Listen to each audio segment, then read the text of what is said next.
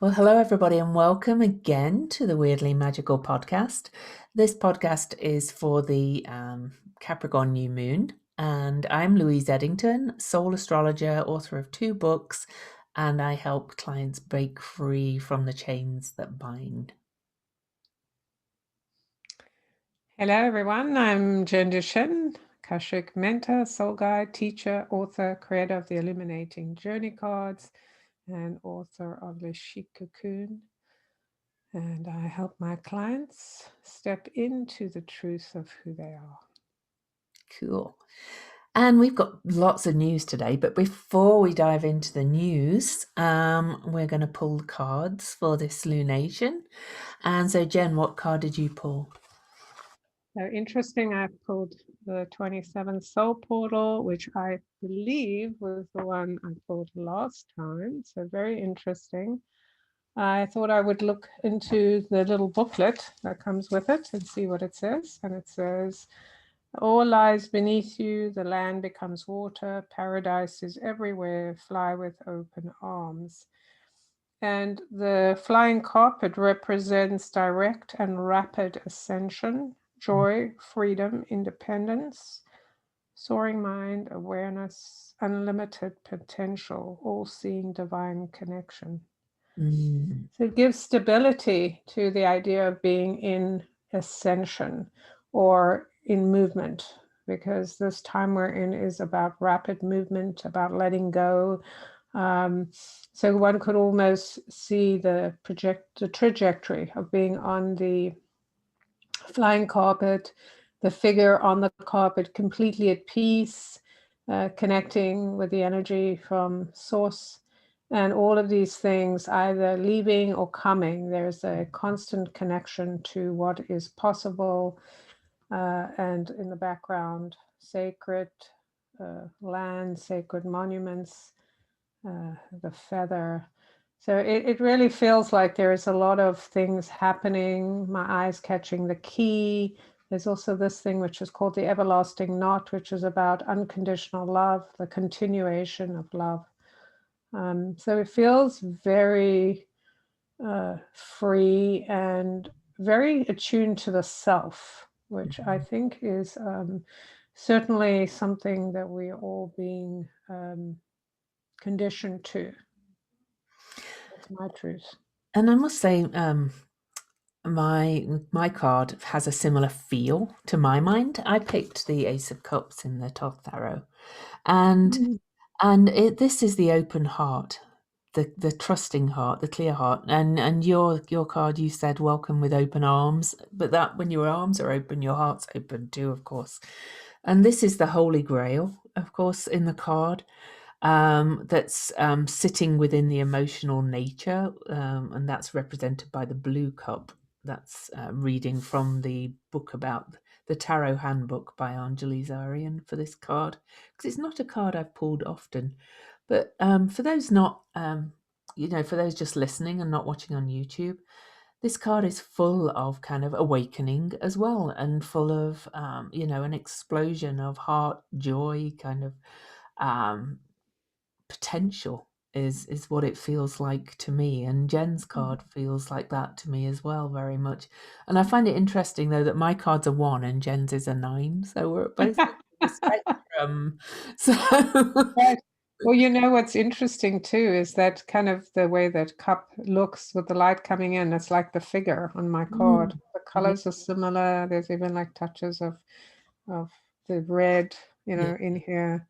But it's that sense of just being in bliss with everything you need is you're connected to, right? There is that's all there is all of the things you're connected to and all the things you desire and what you want to create, what you believe in. It's all there waiting for you to kind of open your arms and just go, yay, I'll take it. And so before we dive into this chart, because I think these cards, on first look, this new moon astrologically, you'll perhaps hear quite a bit of doom and gloom for this new moon because of the aspects, and I'll talk about those in a minute. But hold on to the images of these cards, because I think the potential in this new moon is enormous. But we at Weirdly Magical, not only do we have a Patreon, and thank you to our patrons, patreon.com/weirdly magical. They enable us to keep going and keep developing this podcast. We are going to introduce merchandise. Woo! Jen and I have been busy over the holidays getting a design, and if you're on YouTube, this is it. Jen has a white one with long sleeves. I have a black one with short. You can buy all colors, all different kinds. And on our design, we have the owl and the swan, which is known as the swowl. Because Jen has, my business is the Cosmic Owl Astrology. I am the Cosmic Owl. And Jen is Akashic Swan Guidance, right? That's, yeah.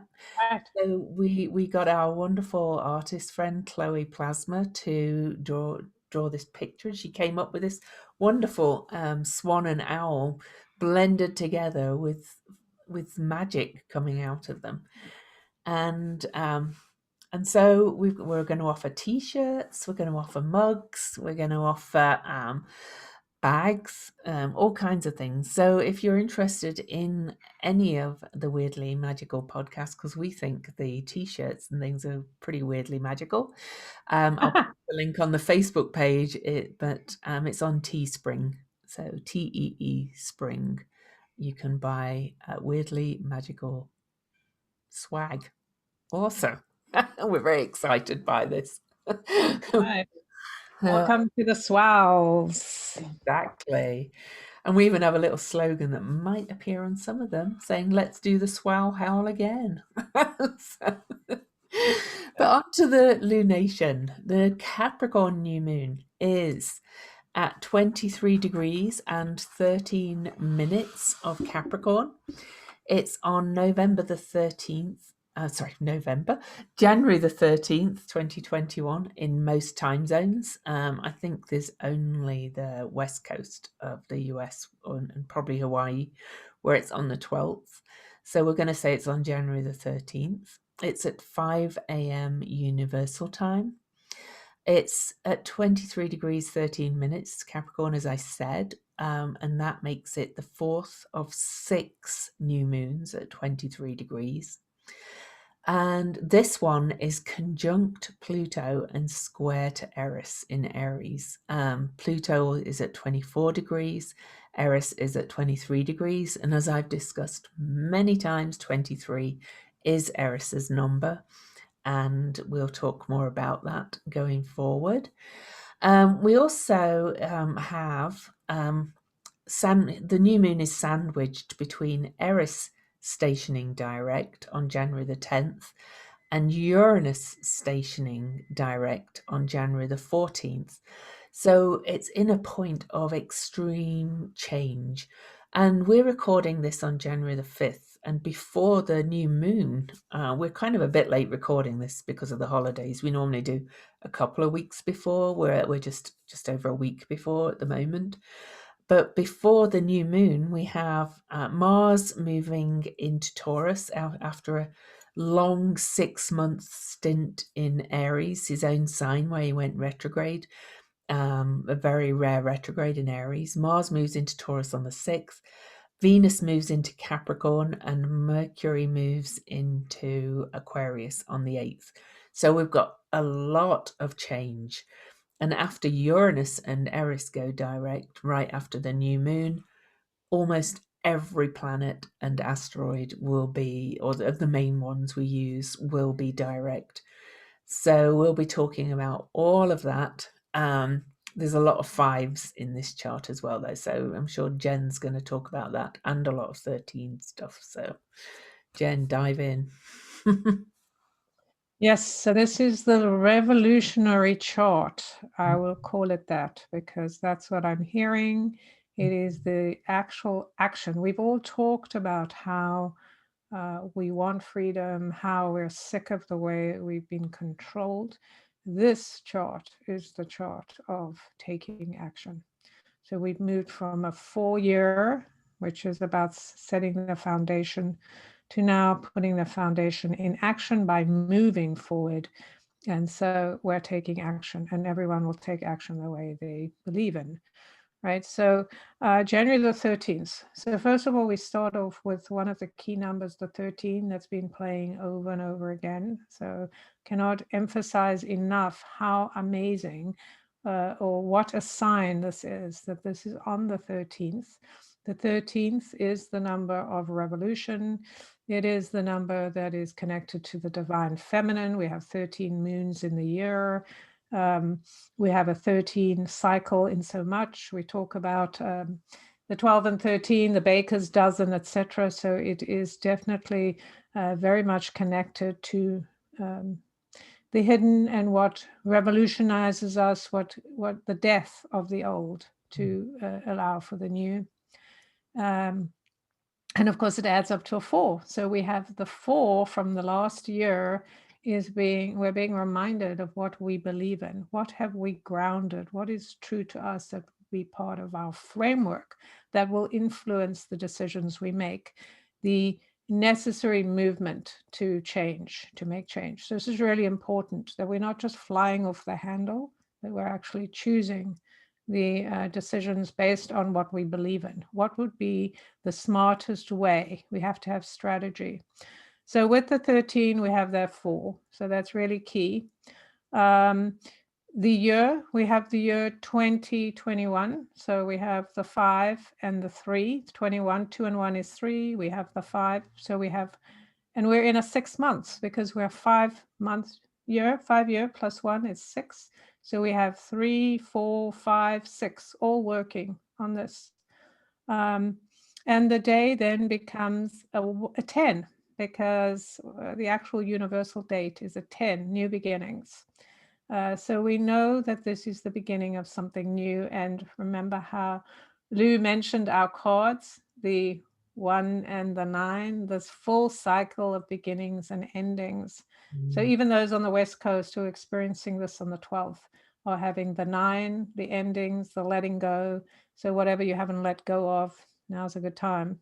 And as far as the 23 for the, it's just amazing. 2313.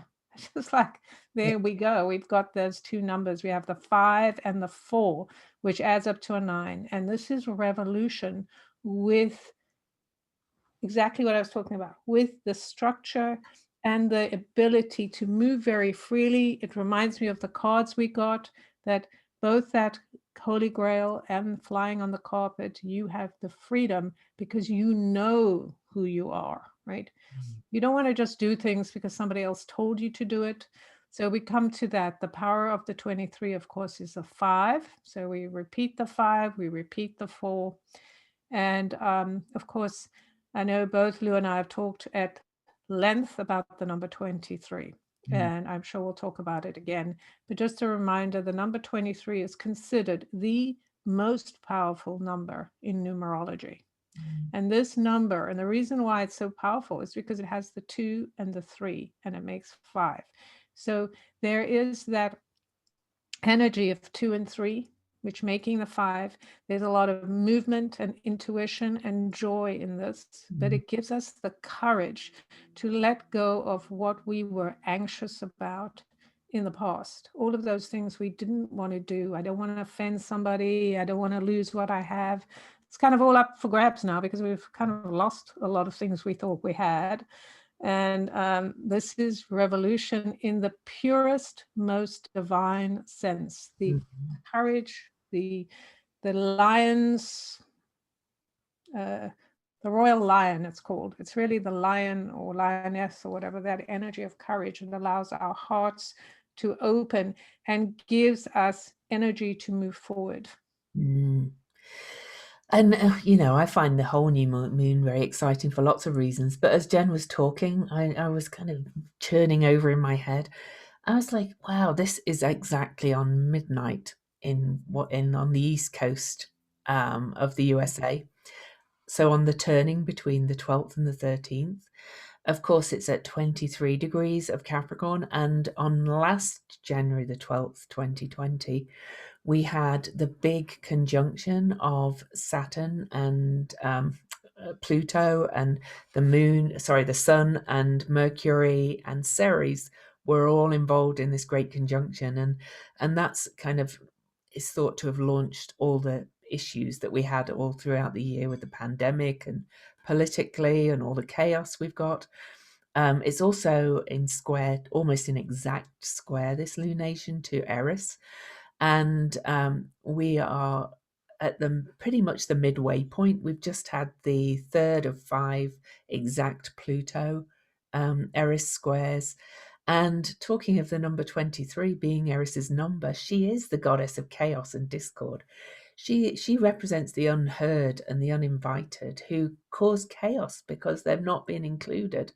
And here she is, kind of shouting on this new moon, and of course, chaos feels uncomfortable. But we have to remember that 23 is the number of chaos magic itself too, and that brings us back to our cards. You know, the magic carpet ride and things. And the more you lean into this transformation and chaos that's coming with this new moon, the more empowering it is, really. Pluto in Capricorn has been in there since 2008, doesn't leave till 2023, I think, early 2023. And Pluto has been, you know, the standard thing is that Pluto has been excavating what doesn't work, revealing the shadow, revealing corruption in all our structures and institutions. But we have to remember that everything has more sides to it than just that. And Capricorn is wisdom, elder wisdom, and so Pluto has also been excavating our individual wisdom. And we've talked about it many times about stopping being reliant on anything out there to kind of look after you. Now, you know, again, I'm not talking about this kind of like just in it for me kind of energy, but it's after we have to look at after our own structures first before we can help anybody else, or we have to fill our cup first, to go back to the Ace of Cups, before we can help anybody else. So Pluto's been transforming our relationship to authority, um, our relationship to the structures, and our creating of the structures that work better for us. Eris has been revealing, pulling the big band-aid off those structures in this ongoing square between Pluto and Eris. And so this one being in Capricorn, this new moon is really saying to step into your own authority and creating what's right for you. Of course, the downside being that what's right for one isn't right for all, so then we have the clash. But anyway. Well, yes, it's such an interesting idea when we think about revolution and the number 5, and of course, you know, these numbers 23, etc., that are part of that whole suite of fives, is that the 5 is the number that lies between the 1 and the 9. So it's the middle number. It's the number that is ready to make movement, to go on adventure, to risk all, to be in the energy of self, in the energy of God or source, whatever you want to call it. So many times we've had revolution, Mm, and one of the things that we haven't yet figured out how to do with revolution is to go all the way. mm, And when I say go all the way, I mean not just compromise our what is sacred to us to hurry up and get to peace. There's a mm, lot of people in our world, and many of us, who are just like, let's just find peace. Let's just get on. Let's stop trying to find fault with the other. You know, there's a big gap between trying to find fault with somebody and giving into what somebody wants us to do. And so understanding when somebody chooses to do something, right? When somebody has a different opinion about revolution or what freedom is, or even how they love you, uh, that really is who they are, right? If you buy into it, then that makes you who you are. You create that reality by going, I need them to love me a certain way. I yeah. need these people. Everyone who's in revolution has to revolutionize the way I do it. And think about this idea. If we're all around whatever it is, I'm suddenly seeing an image of the Troy. What is it? That horse? What was it called? Trojan horse. Yeah. The Trojan horse. I'm suddenly seeing an image, probably from the Akashic Masters. They're always sending me messages. But anyway, like the idea that everyone is ringing around the Trojan horse and pulling. And what we want to do is we want to understand by each of us pulling, we collapse the whole thing. So even though we're in different places and we have different ideas, together we will make it happen. If we don't let our discomfort about not other people not being agreeable or ourselves not being agreeable, we don't let that get in our way. Because there is, and to me, this is the beauty of Capricorn and Aquarius, is this idea that in order to create new structure, we do have to collapse the old. That doesn't mean we can't then go, this was good about the old, but we don't want to just patch this and go, oh, well, this is still working. Let's not, what's that expression? Let's not throw the baby out with the bathwater. It's a different expression where you just kind of go, since it's working, oh yeah, we don't need to reinvent the wheel, but we kind of do, right? It's think we like we do. kind of do. It's like, Yeah. yeah, let's break it all up, and then we can go, well, this piece was working, so now we can bring it back into the foundation. And that, to me, is freedom. The fact that we can allow everyone to have that expression. They may be shocking things, they may be horrible things, we may not agree with it, but just the fact that everyone gets to have a voice, that the uninvited, the unseen, all that is unspoken becomes part of our bigger wholeness. Yeah. And it's kind of interesting, this talk of revolution and things, because it's a revolutionary time. We're in no person alive has experienced times like this. We've mentioned that many times. I am going to get a little bit political for a minute for those that don't like politics, but I have. Hey, all of life is politics. Exactly, it is. I have one friend who is a complete Trump supporter and QAnon person, and he's kind of the only person I can talk to about it because I'm not. But we have to kind of find a way to hear each other. So that, and he was like, "You're missing the revolution," and I was like, "Well, maybe I just see the revolution from a different perspective." And but my thought from that is that Uh, it is coming from them and from us, from right. all sides. The revolution, all right, that I might not agree with their view of it, that Trump's kind of this light worker who's building it, bringing everything down, but the ultimate goal is really the same, to bring massive change, because we've got huge inequality. We're destroying our environment that sustains us. We're not destroying the earth. She'll survive. she Right. she She doesn't need us.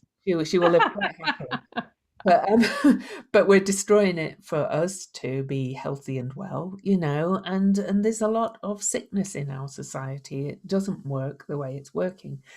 And so, yeah, my ultimate point was that it's revolution for all of us. It's not revolution for just one group that you think is right. And we have to start opening our ears to all the sides, which is the Gemini North Node, where we're all headed asked to go to at the moment. Yeah. Right. And our five senses. I mean, I know we talk about six senses. So we have the five senses. We also have the six senses. We have the five and six. Mhm. And the honest truth is, like, this is that no one of us can decide what a revolution is. No. And I do think, like, I'm not a Trump supporter. On the other hand, I think it's amazing the things that this person has done to hurry us along on the path of revolution. So, um, I think when you look at that, in a way, what the guy from QAnon is saying, even though I don't, to me, I rather just go with the direct route. Yes. What's true for me. I don't need to take the route of, okay, here's somebody who knows something and I'm going to follow them, or here's something I need to get behind. I Yeah. just want the direct route. But anyway, in a way, he's kind of right then when he says, well, that's the revolution. In a sense, without having that heavy-handed kind of like, smack, smack, smack, it's really hard to we would have just brushed over all of this stuff like we've done so many times, right? And it's in our faces. We can't brush it off. We can't ignore it. These people are loud. They're noisy. I mean, you got the president of the United States speaking, uh, saying things that are so far from the truth. He's No, manipulating the truth. But then again, so many people have, right? So it's like he's the extreme of it. So like our shadow in our face, like I said when it right. was the That's election. the Pluto Eris thing. I mean, couldn't be more obvious. But then I guess we're not the brightest. Humans are not actually the No, brightest. Uh, no, we're not. takes us a while to catch on. Like, oh, this is really falling apart. Oh, I actually have to do something. Can't someone else do it? Which I think to me is the other side of that whole QAnon, non-vax, etc. I'm not an extremist. I think there's sides to everything for Oh me. yeah, me too. I'm not like, oh, this has to be this way or it has to be that way. But I think that idea that something else or someone else, and that's the part to me where we have to move away. That's the Eris, the impact of Eris, and even Mars and all the work that Mars has been doing is to break that system where, okay, someone over there is right and I'm wrong, and so I need to fit into their box because my box is not the right box, and that's bullshit, right? I mean, it just doesn't work like that. We have to be able to go, okay, you in your box, I'm in my box. What are we actually trying to, you know, revolutionize here? Like, if those people on the outside never get to experience and express themselves, then are we really in a revolution? Are we Exactly. going to change anything? And we do see the other side as well, with the ones who want to go back to normal and smooth it over and all that kind of stuff. And you could say the election of Joe Biden is exactly that. Let's go back to the Absolutely. same old. Nothing fundamentally changes. Well, things are going to change whether we like it or not. The time between now, where we're recording this in January the 5th, and then to the inauguration. And sorry, it's so US based. A lot of this energy is hitting the US big time. So But it does impact the rest of the does world. impact Like, this is it the thing, impacts right? everybody. Yeah, but my point was, we've got all these energy changes. We've got these personal planets changing signs on the same day as the new moon. I forgot to mention Mars and Saturn exactly square each other. Mars having just moved into Taurus, Saturn having just had the great conjunction with Jupiter at 0 Aquarius to start a whole new era. And Mars and Saturn is traditionally such a loggerhead aspect by square, because Mars wants direct, fast action, and and Saturn wants to put the brakes on and hold on to things. And we're going to get a prelude on this new moon of the Saturn Uranus square that's going to happen 3 times in 2021. We're going to get a real feel for the loggerheads, because believe me, I see these clocks counting down to how many days till the inauguration, just as I saw it for going from 2020 to 2021, as if this magical turn of this calendar is going to suddenly make everything. It's like that fairy tale book. You just come to the end or whatever. Oh, and then the princess got married and they lived happily ever after. But nobody ever says what happened after, after the wedding. But yeah, it is very interesting. And I think that while we speak about the US because it's where we are, but also because every action of all these major countries, Mm. and the US has been such a big player in the world, and not always in the best way, but certainly has impacted the world. And so it's like when we talk about politics, to me, it's just uh, it's just taking the whole picture and getting like a small, Mm. slice of, oh, this is what's happening. We actually get to see what's happening with us in our families, in our lives, in our countries, Yeah. wherever they are, just by looking at some of these key players. It's like watching a play, right? And going, oh yeah, I see where I'm doing that in my life. Uh, because, this whole idea, right? Doesn't matter. There's many You countries that might see the kind of Trump energy playing out as not necessarily another world leader, but you might get it as like the principal of the local school, or Right.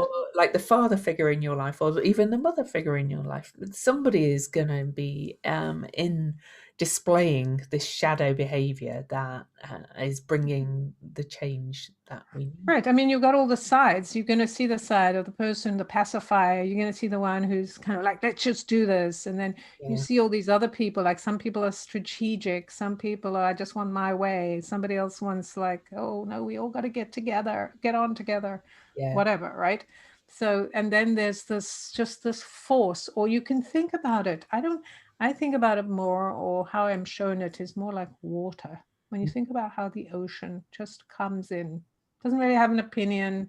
It just runs in, and if you're standing in the way, the other day I was at the ocean, and I was like taking this path, and I was bending down to get something, and I didn't know there was like this dip right there where I was standing. It was like the water was coming in way faster, and it just like took my bottle, and I was like getting soaked like up to my thighs. I didn't even know that the water was right there. Like I was just standing there and there was no water. And then suddenly I'm like, oh my God, I'm covered in water. Right? So it's like that. When you watch the ocean just moves. It's that constant movement. And we tend to think it's the people and the things that are doing it, but it's just the movement of the ocean. This is the movement of revolution. yeah. It's just coming in. It's going to knock us down. It's going to throw us over. It's going to, maybe we'll be surfing the waves sometimes, but it's just, that's what it is, right? That's change. And I pay attention to everything that's said in the lead ups to these recordings. I was just telling Jen before we started about I posted something on Facebook, and I did the popcorn symbol as if to say step back and watch the show, and somebody didn't get what I meant, but to my mind that's at an individual level. You can only really take care of your own structures, your own life, the people you surround yourself with. You don't actually have much control in what's going on out there, other than to do the small steps that you can. Voting, registering to vote, whatever. Um, Donating money or putting your money where your mouth is, all those kind of things. Volunteering at a more macro level. But individually, really, we can only do so much. So it is best, this is going to be pretty crazy, to be quite honest. This new moon, um, the shift of Mars into Taurus, the shifts of the other personal planets, the fact everything's squaring Pluto and Uranus, the fact that Mars is then going to go and meet Uranus exactly on January the 20th. The Mars Saturn square is going to be January. I said ages ago was going to be wild. In a video about the election day on my YouTube channel, Cosmic Owl Astrology, I did say this. Honestly, anything could happen in this election. And I said, I can't say what's going to happen because it's going to be unpredictable. And look what's happening. Right. And you know what's so interesting? Of course, we have to remember that both Uranus, well, with the help of Mars, of course, because Mars is our libido, it's the energy, the fire starter. Life. And it's had a lot of energy to get the fire started. And this is, in this energy of wanting to show up differently. And then with, Eris, between Eris, Pluto, and of course Saturn and Uranus and all of them playing in their different roles. The key here is that Eris and Uranus really don't care about what other people think. Yeah. They will do what is necessary in order to um, shake things up, move things around. Mhm. They are not tied to any loyalty in the way we are. Like, oh, I got to be loyal. I find it really interesting to me, when we look at the idea of what's happening at the play of politics Mm. here or in any country, because every country is going through revolution. Um, it's like when you see a movie and it kind of explains to you, oh, that's what's happening. I get to see a picture of what's happening. So I really get to understand what's going on, and that helps me to stop panicking about what I have no control over. Because what we do control is how we respond, and what we tell ourselves is happening. So we Mm, really need to understand that what we're seeing these players do is showing us what path is ours, which role do we want to play, mm, and how are we going to choose to play it. And I find it very interesting, this whole thing with the phone call thing, with Trump, mm, um, and the Georgia, what happened in Georgia. So why I find it fascinating is because they're supposedly on the same side. And yeah, we've all kind of lumped them all together and said, see, they never do anything different. But then it takes somebody who is on the same side, who the guy that was involved last time was Stacey Abrams and stuff. Okay, I know a lot of people don't understand what I'm talking about. But anyway, the guy that people said was dishonest, right, is now the one that's standing up and saying, you're not going to lie about me. I'm going to stand up. I'm going to do this. They're doing things by the book. And I find that so fascinating. mm, Like, yeah, they're not perfect. They are not doing everything perfectly, but I'm amazed. Here's some guy standing up, insisting and being courageous. He's taking that number 23. He's like, I'm doing this. mhm. And then we see the others who are just like crawling after somebody who decides to wave a flag and go, oh, I'm going to get under there. It's like, you know, so The yeah, funny thing is, though, the Secretary of State in Georgia and the other guy, they both say they would still vote for I Trump. know, I know. It's, but it's so interesting. What is the trigger that makes them Yeah, go, you will not misalign me? But I think it's job, the pride in their job and their yeah, pride in being Georgian. Like yeah. you're saying, we're all cheaters, right?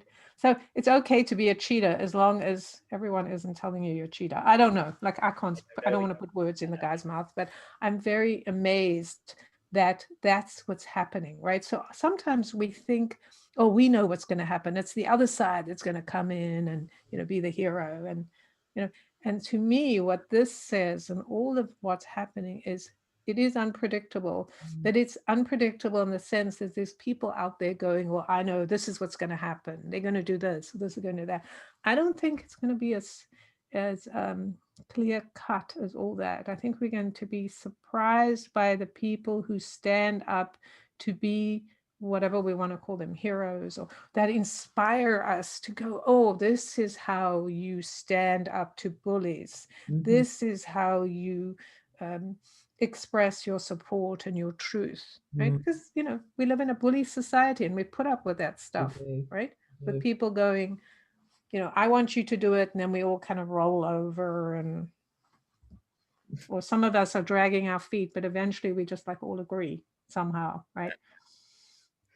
So I do want to mention this there's an underlying aspect on this new moon that I think I talked about in the last podcast, and we'll probably talk about in the next one.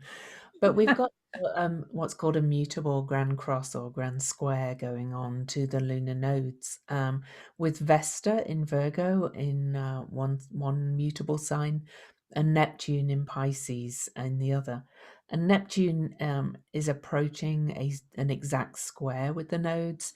Vesta's has squared once and is gonna go back and square again, but they're making this cross shape in mutable signs, which is more change, both squaring the lunar nodes, which is more change. So we've already talked about change through the numbers and things, but there's more evidence of the change with this as well. And the mutable Grand Cross really is asking us to let go of these old beliefs because the South Node is in Sagittarius, our old fixed beliefs, that we were brought up to say this is what's true. And, everything is changing with these revolutionary times for that. Neptune in Pisces is represents many things, but one of the things squaring the nodes is that it's dissolution of the past, letting go of the past, stopping holding on tight to that past and the grips, and being and tuning in more to the collective unconscious as well, is very Neptune in Pisces.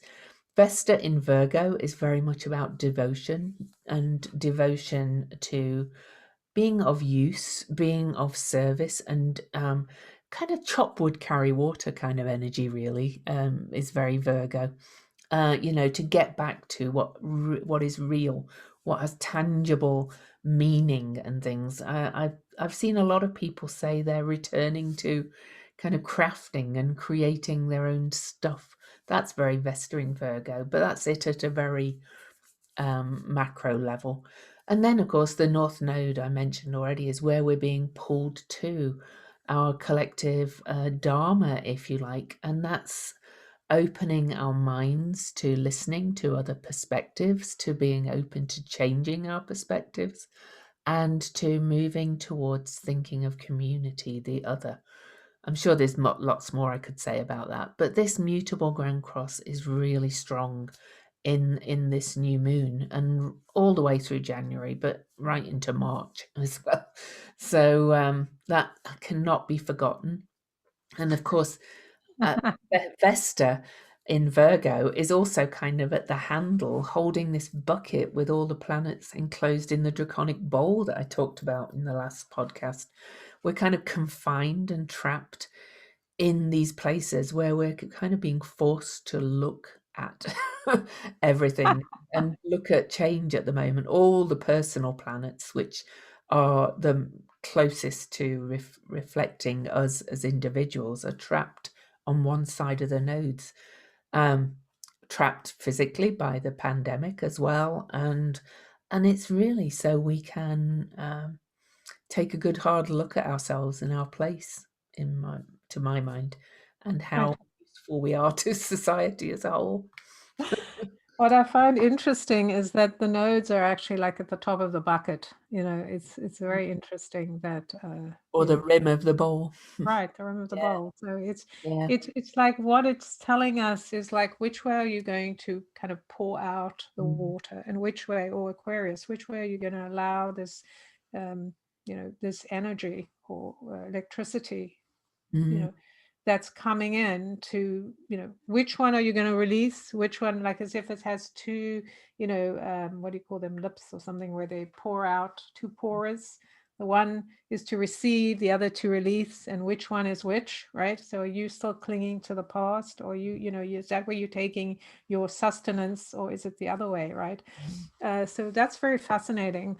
And of course, Vesta's at 21 degrees right now. Well, I know she moves slowly, but still, 21 is connected to our year, because we're in the year of 21. And and she stations retrograde at 21 degrees on wow, on the 19th. Yes, January perfect, the 19th. right? Yeah. And of course, that is our 21st century, and 21 is, like we talked about, it is the key. It's the connection to our truth. Mm, So when we think about what our truth is, it's not. Many of us think, well, I'm speaking my truth, like I'm talking about it, right? mm, Which is one way, but we don't always know what our truth is when we speak, mm, remembering we're going through a process.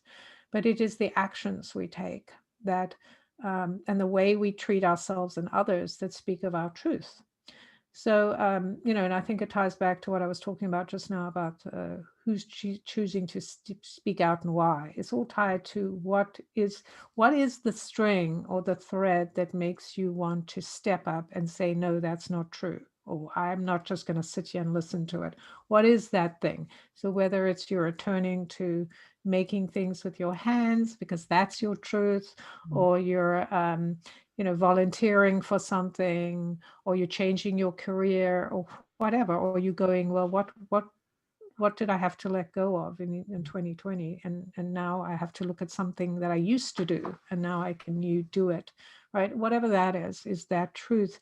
And I think that's part of that idea of the having the handle of the bucket, or that energy of being, you're trapped because you have to figure this out. You're not going to leave yeah, if you exactly. come to some kind of conclusion, and like they all like crunched up together, being forced to communicate, just even those numbers I talked about, the Yeah. 3, 4, 5, 6, I mean, they're in order.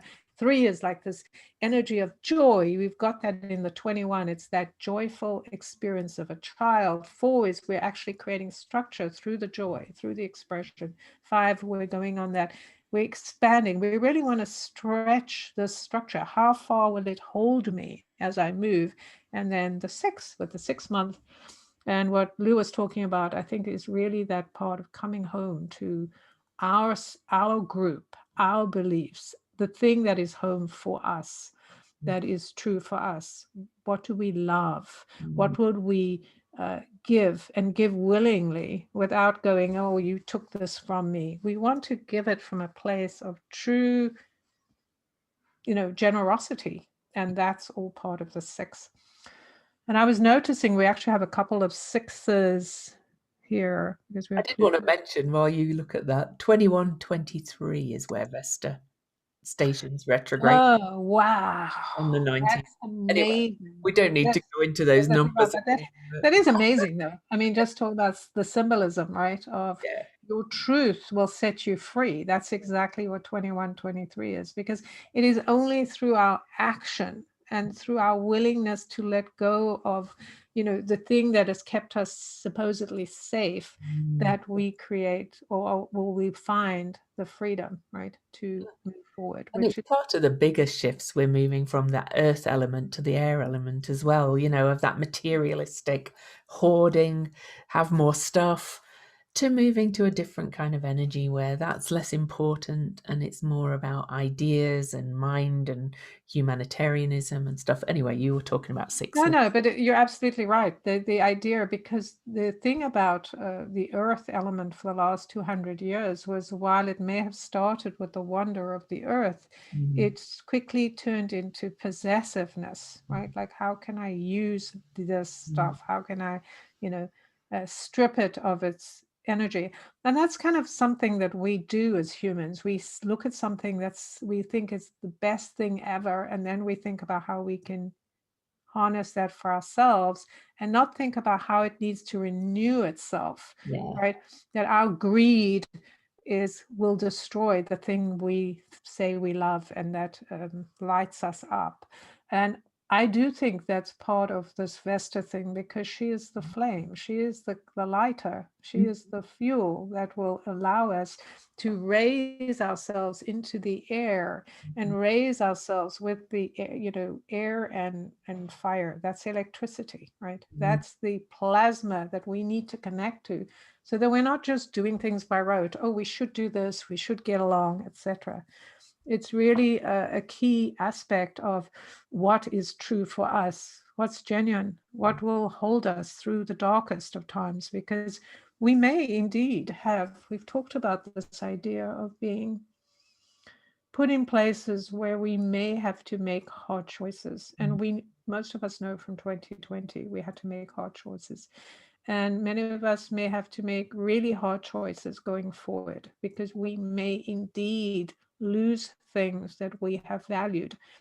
And it doesn't mean we won't survive and get through it and all of that. But it's understanding, like, if we put a lot of value to things that can leave us, they may leave us, just Yeah. because we put so much value in it, right? Instead of More about the attachment putting, rather than the actual thing. It's right, we're attached. It's just like how they use the land. This is mine, I can do it, I want to possess it. It's kind of like how people have thought about woman, even women thinking about themselves in terms of the environment. It's like, yes, I'm a chattel and you use me, but as long as we're in agreement with that vibration, that is what we will experience, right? If we mm. experience ourselves as some sort of chattel or being used, that is what we will draw into our world. So this is part of the revolution. We have to revolutionize our thinking, how we've operated, because so much of the stuff has not worked. And I love that the 5 and 6 are working together this month, because it's so important. We have to find freedom and love and community. How do we do the two together? Because most of us think like, oh, I don't want to be in community, I don't want to have that loving home, that environment, or have to give things to people, because then I won't have my freedom. where you can have both, but you actually have to work at it. I was watching some little videos of David Bowie and what was his wife's name? I mean, Oh, her name, she's still alive. Ima, Iman. Iman. That's it. Yeah. And it was so beautiful to listen to watch the two of them. They were so in love with each other. They were so respectful of each other. Mm. And even listening to her talking about what made it work was like when I was, worked hard, and the guy was like, "Well, did David help you with your work?" Or Mm. she's like, "No, I did my own work." But she said, when I um, came home, I moved straight away into this family, being the wife, etc. And we put down all the electronics or something. I'm not saying what people should do. I'm just saying the That, way they did it. Like she said, it is hard work maintaining a relationship, but they did it in a way that was true for them. mm. And I just thought it was so inspiring watching her talk about this love that they had was so strong, but they were still independent people, right? They didn't give up their businesses. They didn't give up who they were. Uh, Or uh, try to control each other, or right, right. Or take away something from the other. Like the guy goes, "Well, did you ever give David fashion advice?" And she just laughed. She says, "David was fashion. You couldn't give him advice." Like it was like, yes, you in the fashion business, and you're not trying to tell this person, you know, what to do, right? Like that's the ultimate to me of that 5 and 6 of like, mm. this is who I am as a whole person. This is who I am with those I love and my community and how I contribute. Yeah, absolutely. So again, just before we move on, a quick ad break again. Patreon.com/weirdly magical for just $3 a month, or you can choose your own donation amount. Enables us to continue growing this podcast, supports our work, and we do patron only card reading every time we record the podcast. We'll be recording that after we finish here. And follows, reviews, likes. We have a Facebook page, Weirdly Magical. We have an Instagram, Weirdly Magical Podcast. We have a Weirdly Magical YouTube channel. Any likes, subscribes, reviews on iTunes for the podcast or on our Facebook page, we would appreciate any and all of those. And don't forget, you will have the link to the swag on the Facebook page. So weirdly magical on Facebook if you want to get yourself an awesome t-shirt or anything else that we... Right. You want to do the swell howl again. Yes. Yeah. You want to be part of the SWOW gang. Jen came up with that word. We're like, swan out. Wow. Wow. Anyway, yeah, do we have any more to say about this chart? We've got Well, yeah, time. right. Sorry, what did you be saying? I said we've got more time, I Yeah, we think. got more time. Yeah. I was just looking at a couple of things and thinking about what is so powerful about this is this idea of being supported by the mother energy or the parental energy. 6 is also about giving birth, about the parent, about really nurturing um, what it is, Mm, nurturing yourself through this process because it is scary, because it's unknown, all of those things, being able to nurture yourself, knowing that the the symbology of the universe is encouraging you to nurture yourself and nurture others. And I think Blue, you talked about taking care of yourself. It's through taking care of yourself that you then have the capacity to take care of others. mm, So it's the complete opposite of what we've been taught, that, don't be selfish, don't think about yourself, just give, give, give. Of course, if you're doing that, you're not actually giving because it all becomes slavery and resentment, etc.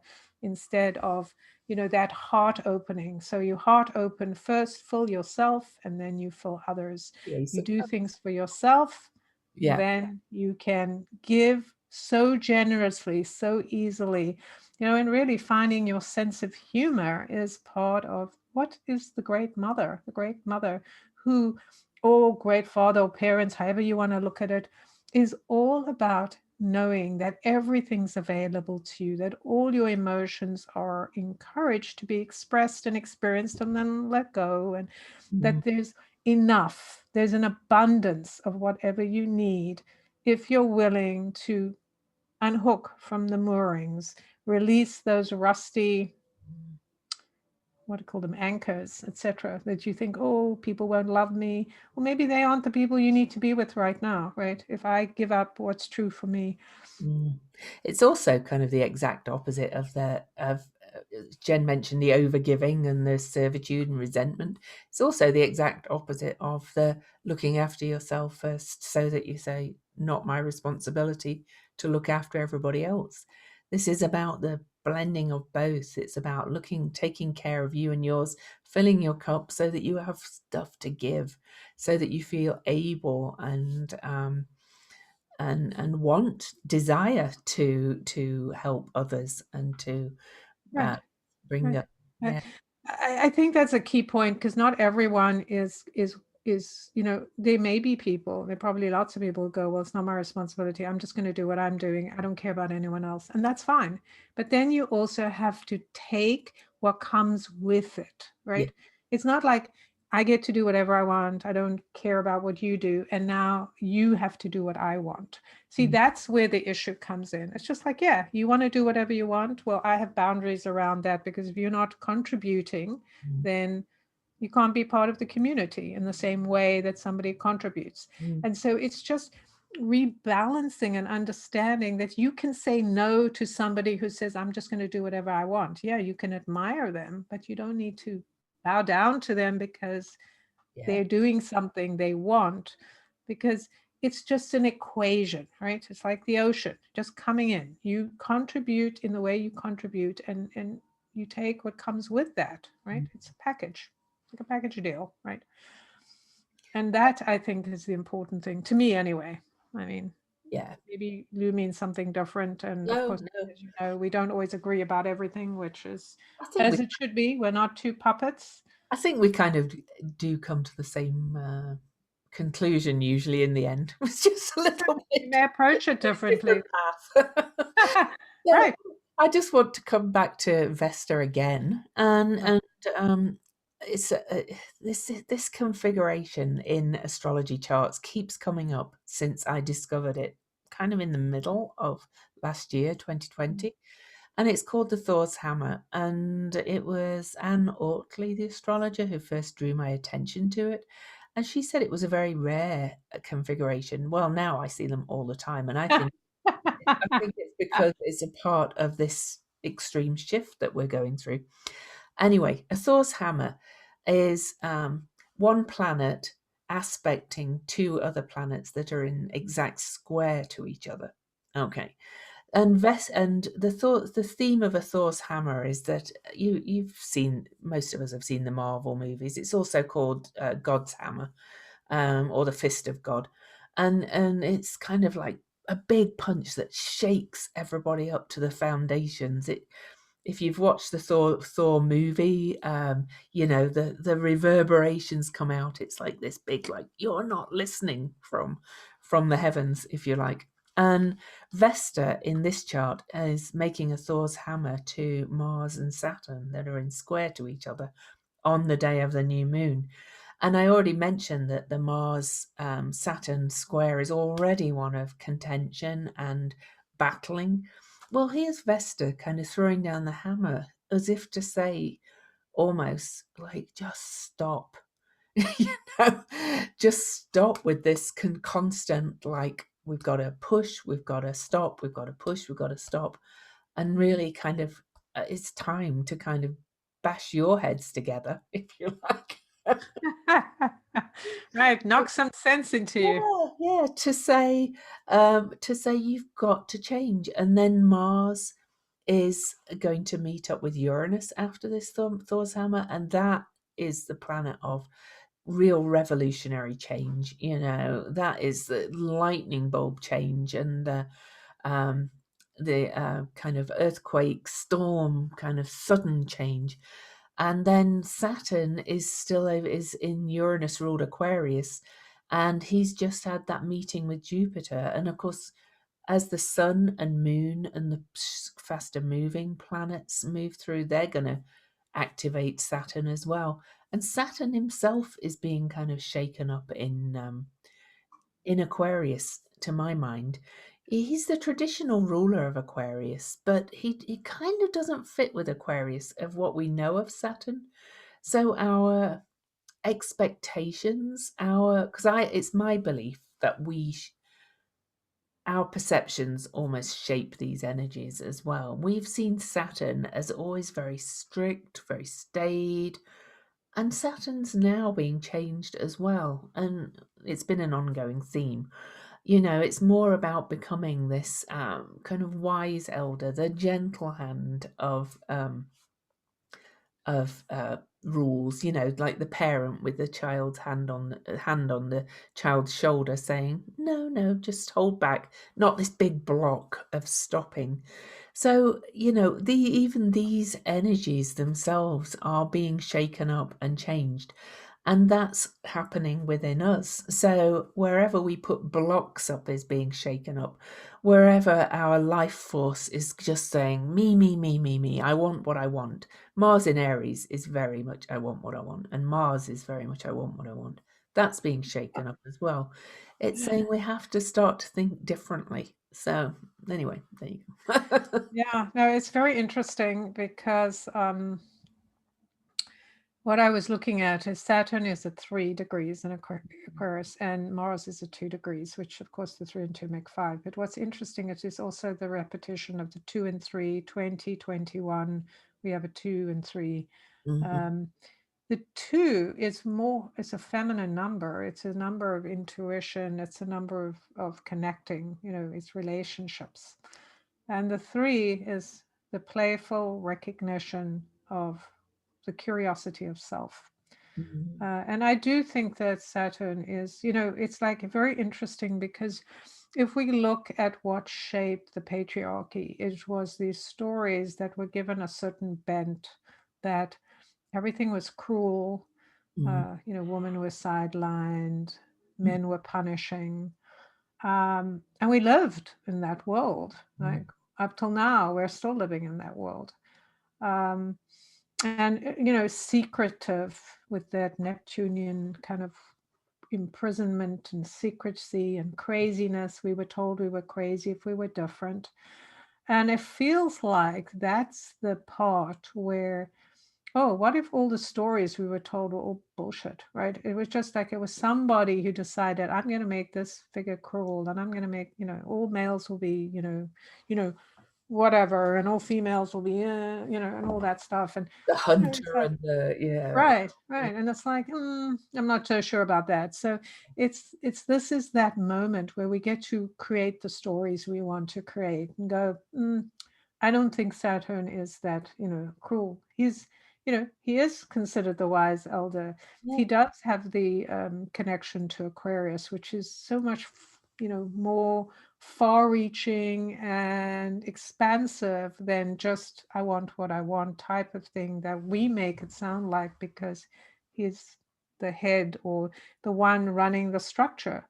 But Mm, it's just like if you think about time, we tend to think of time as something very rigid. Like we say things like, I never have enough time, or time is this, and oh, I got to be on time. But if you had, like you said, that more benevolent elder who mm, would want you to understand, why would time be meaningful at all? Like, what is the meaning? Why do we need that structure? mm, It's just because it helps us, make choices, right? Just like that story I was saying about Iman and Bowie, right? Bowie, whatever, however you pronounce his name. I've never known how you. Right, Bowie. Okay, so it's that same thing. Like when I'm at work, I'm at work. When I'm at home, I'm at home. That's how I decide to use my time. When it's night, it's night. When it's day, it's day. It's instead of it being this rigidity that controls us, we are deciding it's great having a structure. I like the structure, but I'm going to apply it in the way that speaks to me.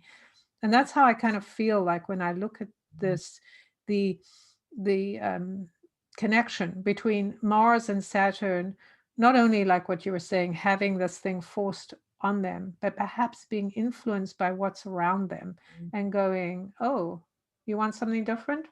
I can play a different role. Like, an actor on a stage, I can play a different role. That's fine. I have Uh, to tell you something, Jen. You what? you mentioned about the 2 and the 3, Mars being at 2 degrees and Saturn at 3 degrees. I don't know if you noticed that the minutes, Saturn's minutes are a 2 and Mars's minutes are a 3. That's so funny. Oh, I didn't even notice that, but that is hilarious. I know. But yeah, the subtlety of the information, right, that we're given, like every symbol, every sign, every number is so important because it's amazing what we can pick up just by looking at what's repeating Yeah. and how is it repeating, right? Just like all the fives, like which are the numbers that are fives? Looking at Mercury is five. No, No, um, Jupiter, seven. Mercury is seven, yeah. but Venus is five, right? Venus is five. Chiron and Jupiter, they're all at 5. Yeah, so let's see. So Venus, Jupiter at 5 Aquarius, five, Chiron 5 Aries.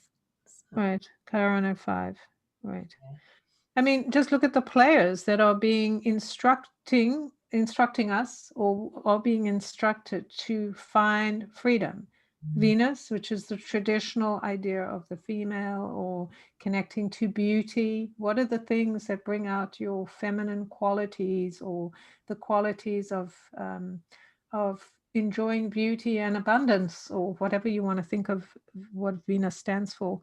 Pluto, well, of course, we've talked about Pluto and the moon, etc., all about the energy of, what's the meaning behind um, compression? What's the meaning behind being somehow held against your will and then going, oh, I'm not going to, what do I have to do to get out of here, right?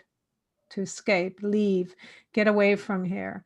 And then we look at Jupiter, which is about expanding our freedom, right? Expanding the idea that we can go wherever we want, we can do whatever we want. We just have to be willing to do what it takes, right? To stand on our own 2 feet. And then Chiron, of course, such a key part of that healing. Like when we say, I need to do what I need to do, it's not about being in rebellion. Like, you're not listening to me. I got to go away. I'm going to punish you. It's just like, oh, I've been carrying this wound and now I can put it down. I'm changing the story. Absolutely. All right. Are we ready for the symbols? But before we We are. do, I reminder. don't see anything else in particular to talk about. No, I will say Venus for me is also our values. Right. Big thing Venus's for me. values. Right. And in Capricorn, that's about creating a life built on the values. Over the last year, where our values have been really tested. What really are our core values? We've been asked to really hone in to what that core is for each of us. And in Capricorn now, it's saying, change your life to reflect those values, not somebody else's values, your own.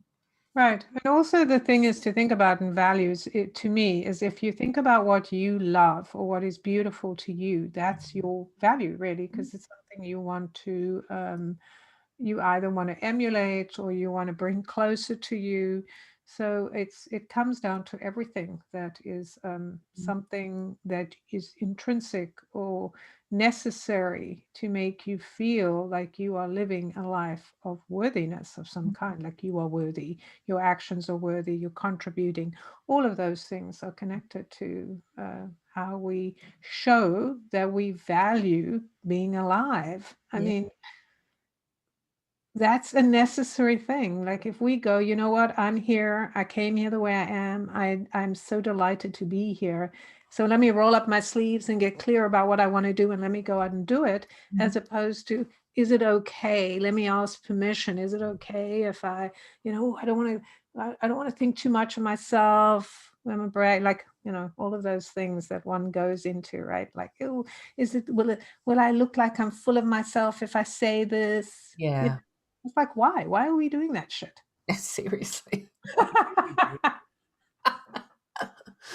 All right. Okay. I think I'll read my symbol first this All time. right. I need to, yes, I just have to get my connector.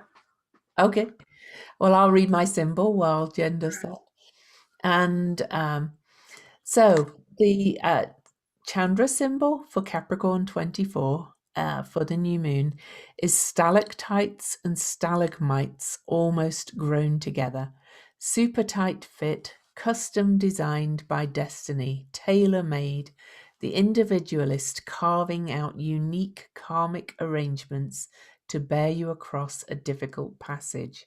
A journey undertaken under peril, a secret assignment withheld even from your conscious self, cloak and dagger, the thoroughly veiled soul, the enigma of destiny, the secret instructions are writ upon your innermost being, and you know them implicitly. Silent, circumspect, withheld, super disciplined, guarded and private, sworn to secrecy. And inside all of this, secret brotherhoods and cosmic streams send their emissaries to take up incredible tasks and think nothing of it. Well, that symbol to me reflects the conjunction with Pluto in a huge way, because Pluto is rules caves for a start.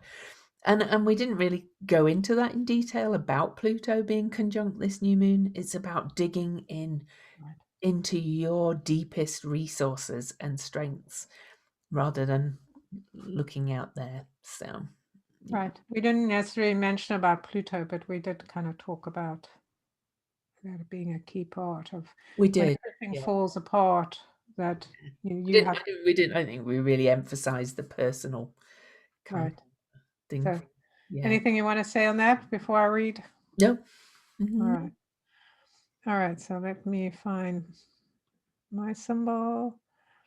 So Capricorn 24, the Sabian symbol, a woman entering a convent. The keynote is total commitment to a transcendent goal. So a convent, a place made available by a community which believes in the possibility of reaching a world transcending state of consciousness, made available to individuals who may be variously motivated. To some, an escape from the intolerable pressure of family and society. To others, represents the possibility of pursuing in peace a spiritual ideal to which the whole being aspires and is totally dedicated. Important point in this cyclical process is the existence of a convent expresses another aspect of the relationship between society, its religion and culture, and the individual. So this is where society accepts the fact that beyond its daily normal patterns of behavior and commitments, another way of life exists, which in a higher sense also has social value. In the old Hindu society dominated by a rigid caste system, the ideal embodied in the sannyasi, the wandering holy person meditating in a forest or cave, who had entirely given up all that caste implied, was seen to be the very culmination of social process. And so this is about uh, surrendering to a higher law and quality of being. It's paradoxical, rigid discipline conditions, pure inner freedom. That's what we were talking about. Rigid discipline conditions, pure inner freedom. So the final goal is the attainment of transcendent security. So I love that both symbols kind of have this cave quality, convent, cave, locked to shutting kind of yourself away, and we've talked about that throughout this, that we are kind of confined and contained right now. And it is to reach, I love that last bit, attainment, transcendent security. That's kind of security that transcends thinking that, you know, anything out there can make you feel secure. So, Right, yeah. or anything that you give up that is of Yeah. value to you that somehow will guarantee your sacred passage. Mm. Yeah, that whole idea of being confined, being in the draconian bowl, being in that space where you're being forced to look at things that make you uncomfortable.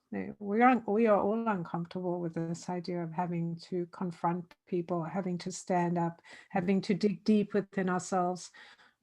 And it is, both of them mentions the secret idea. There is a secrecy in growth of something new. That's something new. And we've talked about this nurturing of birthing something new in, in the cave. Like all these other things have happened, but I have not, something we could think of is I have not actually birthed myself in my true way to step into this change.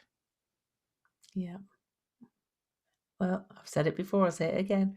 Exciting times to be born in. I know many of you. I've had enough. Still keep being asked, when will it end? When will it end? Well, January is just an insane month, to be quite honest. And this new moon is part of that. February, we did the 2021 overview. It's on our YouTube channel.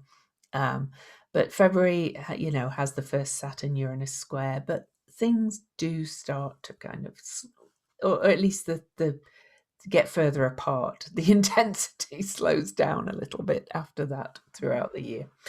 But, we're in this portal of huge age paradigm shifting energy. So it's exciting time. And I think it's better to look at it as exciting personally. Well, yeah. And I think the question isn't when will it get better, but what do I need to do to become more connected to myself, no Mm, matter what's happening outside of me? yeah. That's the lesson of this. When we withdraw to the convent, it doesn't mean we're actually running away, but what it does mean is we're finding the center of the storm, the eye of the storm, so that whatever's happening around us, we are not only resilient, but that we can swivel to whatever we need to, that we can be ready to take action because we're so clear about who we are. We're so clear about our values. We're so connected to the opportunity we have. This is about opportunity. Mm, Opportunity isn't comfortable, right? When you decide you want to grow and do something different. I know, well, I can't speak for Lou, but on my journey, I know Lou and I have been together on our journey, each doing our own thing. And there's been so much discomfort in this journey. It has been but so also been incredibly so rewarding.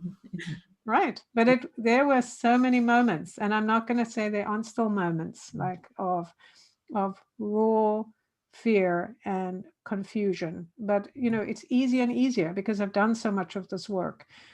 So this is it. This experience is just telling us, get to it. Get to the basics of who you are and adjust what you need to, remembering who you are, so that you can move through this time. It Mm, is not going away. no, You have to change. exactly. Yes. Okay, so Jen, how can people find you? So they can find me on my website, jenduchenne.com, which is JenDuchene. And as Lou mentioned, I am changing my name to the Akashic Swan, no, not the Akashic Swan Guidance. You can also find me on YouTube. I do weekly YouTubes under Jen Duchenne, Global Guardian of the Akashic Records. I have a group on Facebook with the same name. And you can just find me. The cards are on my website. I teach Akashic classes. I do Akashic reading. You can find out more on my website. You can connect with me. Cool. And I'm Louise Eddington, louiseeddington.com, LouiseEddington. My business name is Cosmic Owl Astrology, so hence the owl if you see me on YouTube. So my Facebook page is Cosmic Owl Astrology. My YouTube is that. My Instagram is that. I also have a Facebook group, Cosmic Owl Astrology Cafe. I have a Cosmic Outland membership, kind of like a Patreon, only not on Patreon. And you can find details of that on my website, louiseeddington.com again. I'm the author of 2 books, Modern Astrology and The Complete Guide to Astrology, both available on all booksellers, including independent booksellers. And I just discovered a new site called bookshop.org where my books are both available, that actually kind of sells books online and splits the proceeds between local, um, uh, you know, independent bookstores because they're all suffering in the pandemic. And so that's bookshop.org. So if you buy a book from there, all the profits get split between local bookstores to support them. So not just my books, that would support a lot of local bookstores through this difficult time. So thought I'd mention that while I mention my books. Anyway, so for now, it's goodbye from Lou. And goodbye from Jen.